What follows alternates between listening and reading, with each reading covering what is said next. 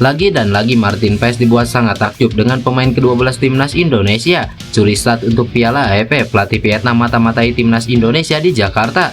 Supporter Jepang beri respon tak terduga usai diminta PSSI bikin Garuda ID. Kapten timnas Indonesia fix dicoret Sintayong jelang putaran ketiga kualifikasi Piala Dunia.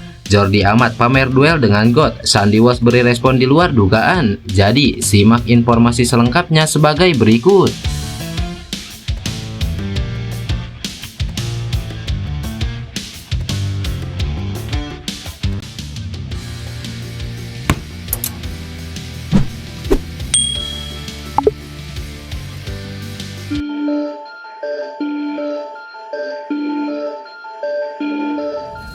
Rafael Struijk membuka keran gol di Liga Australia bersama klubnya Brisbane Roar. Penyerang timnas Indonesia itu mencatatkan namanya di papan skor saat Brisbane Roar menjamu Sydney FC pada lanjutan Liga Australia sore tadi. Struijk membuka gol kedua bagi Brisbane Roar yang membuat skor menjadi imbang 2-2. Gol Rafael Struijk tercipta pada menit ke-78 atau ketika Struijk baru 8 menit di lapangan. Ex pemain ADO Den Haag itu turun dari bangku cadangan tepatnya di menit ke-70. Ini merupakan gol pertama Rafael Struijk bersama Brisbane Roar dari 2 penampilan. Pada laga sebelumnya, Struijk juga turun dari bangku cadangan saat Brisbane Roar takluk 0-2 melawan Auckland FC. Namun sayang, gol perdana Rafael Struijk untuk Brisbane Roar gagal berbuah poin. Sydney FC berhasil mencetak gol kemenangan pada masa injury time. Hasil ini pun membuat Brisbane Roar belum sekalipun merebut poin dalam 2 pertandingan E-League. Brisbane Roar saat ini berada di peringkat ke-12 dari 13 tim yang berkompetisi di negeri kanguru tersebut.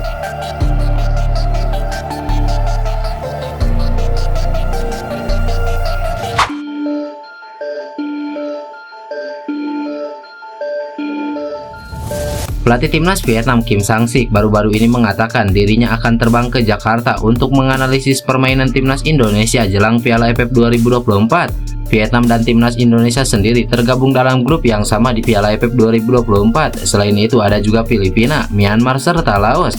Kim Sang-sik memandang timnas Indonesia dan Filipina adalah rival terberat Golden Star Warrior. Maka dari itu, ia bakal memantau 2 tim ini untuk persiapan Piala AFF 2024. Juru taktik asal Korea Selatan itu mengatakan akan pergi ke Jakarta pada November 2024 ketika menjamu Jepang serta Arab Saudi. Lebih lanjut, juru taktik Vietnam menegaskan timnya tidak takut untuk menghadapi skuad Garuda yang punya reputasi apik di bawah asuhan Sintayong.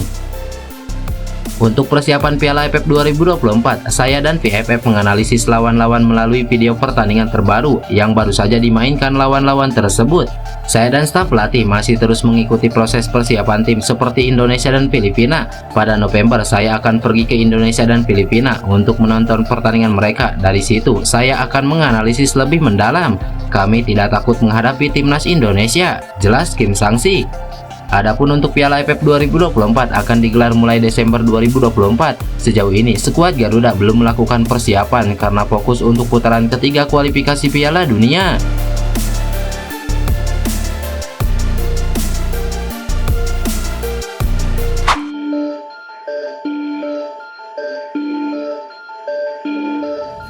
Supporter timnas Jepang memberikan respon setelah diminta PSSI untuk membuat Garuda ID saat Samurai Biru bertamu ke Jakarta untuk menghadapi timnas Indonesia.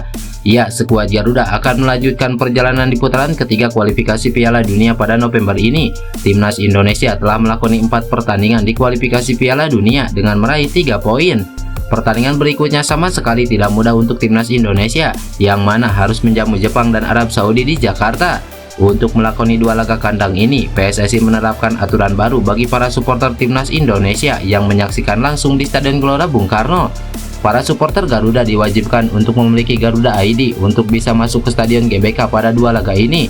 Namun, aturan Garuda ID ini juga berlaku untuk para supporter tim lawan dan para pendukung timnas Jepang perlu memilikinya untuk menyaksikan langsung di Stadion GBK. Federasi Sepak Bola Jepang telah mengumumkan di media sosial X bahwa para pendukung Samurai Biru perlu memiliki Garuda ID demi menyaksikan laga kontra timnas Indonesia. Para supporter Jepang pun merespon dalam kolom komentar unggahan Federasi Sepak Bola Jepang tersebut. Ada beragam komentar yang diberikan oleh para pendukung Samurai Biru, dengan salah satu akun mengucapkan terima kasih karena memang ingin menyaksikan laga tersebut. Namun ada yang mengalami kesulitan karena pendaftaran Garuda ID tidak mendapatkan respon. Selain itu, ada yang berharap agar pembelian tiket bisa melalui JFA bukan PSSI agar memudahkan proses. Saya ingin menyaksikannya, namun saya tidak tahu cara mendapatkan tiket. Terima kasih untuk informasinya. Saya mengajukan permohonan Garuda ID, namun belum ada tanda-tanda akan disetujui. Saya berharap itu memungkinkan untuk membeli tiket tim tandang melalui JFA atau Asosiasi Supporter Sepak Bola Jepang, dan masih banyak lagi keluh kesah supporter Jepang di unggahan pengumuman tersebut.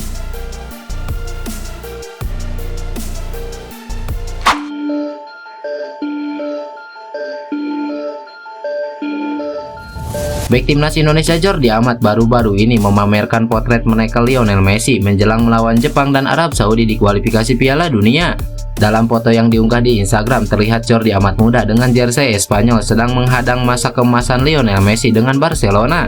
Pada caption, Jordi Amat menjelaskan bahwa pertandingan itu terjadi pada pertandingan Espanyol versus Barcelona pada 18 Desember 2010.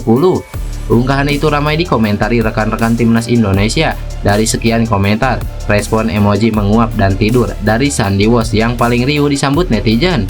Ada ratusan ribu komentar yang menanggapi respon Sandy Walsh. Netizen paham betul bahwa Sandy Walsh sudah sangat bosan dengan kisah Jordi Amat dan Lionel Messi. Pemain KP Mechelen itu pernah mengungkapkan bahwa Jordi Amat selalu menceritakan masa lalunya dengan Lionel Messi ketika satu kamar. Setiap saat, ia selalu bercerita bermain dalam satu pertandingan dengan Ronaldo dan Messi. Ia juga selalu cerita tentang pengalamannya bermain di Liga Spanyol. "Iya Jordi, iya, saya mau tidur," kata Sandy Walsh menirukan nada saat berbicara dengan Jordi Amat. Terlepas dari itu, Sandy Walsh memiliki hubungan yang sangat baik dengan Jordi Amat. Responnya itu tentu saja sebagai bentuk ledekan khas terhadap kawan yang akrab.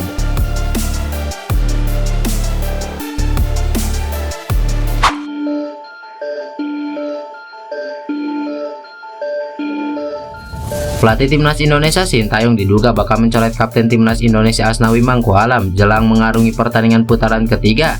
Asnawi diduga dicoret STY lantaran mengalami cedera setelah membela klubnya Pot FC pada 20 Oktober lalu. Kabarnya kapten timnas Indonesia itu mesti menjalani penyembuhan cedera hamstring selama 2-4 minggu. Melansir laporan Transfermarkt, Asnawi diperkirakan pulih dari cederanya pada Senin 11 November 2024 mendatang. Namun amat beresiko apabila baru pulih dari cedera. Mantan pemain PSM Makassar itu dipaksakan tampil membela timnas Indonesia pada pertandingan krusial.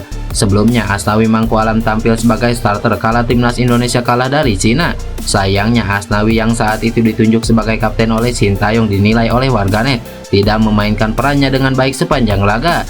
Dalam laga tersebut Asnawi kerap kehilangan bola. Bahkan dalam beberapa kesempatan dia juga terlihat memaksakan diri untuk melewati 1 hingga 2 pemain Cina. Aksinya ini membuat Indonesia gagal menciptakan peluang. Selain itu, Asnawi juga dinilai menciptakan jarak cukup lebar dengan Messi Hilgers di sisi kanan. Akibatnya Hilgers tidak maksimal mengalirkan bola. Warganet juga menilai Asnawi lambat saat membantu pertahanan kala tim Naga melakukan serangan balik cepat. Dalam laga tersebut, Sintayong menarik keluar Asnawi pada menit ke-85 dan digantikan dengan Pratama Arhan.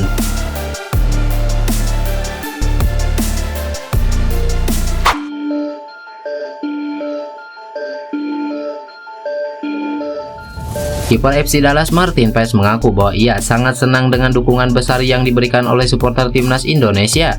Paes mengaku bahwa ia awalnya sama sekali tidak membayangkan akan begitu dicintai oleh publik Indonesia setelah memutuskan untuk dinaturalisasi. Salah satu yang membuat kaget Martin Paes ialah penambahan jumlah followers di Instagram miliknya yang melonjak drastis. Namun, Paes juga menegaskan dukungan dan kecintaan supporter timnas Indonesia tidak hanya di dunia maya, namun juga di kehidupan nyata. Menurutnya, sangat tidak mungkin ia berjalan-jalan di Jakarta tanpa ditemani satpam. Seperti hal yang sama juga terjadi pada pemain naturalisasi lainnya, kecintaan Indonesia terhadap sepak bola tercermin dari hal-hal seperti itu.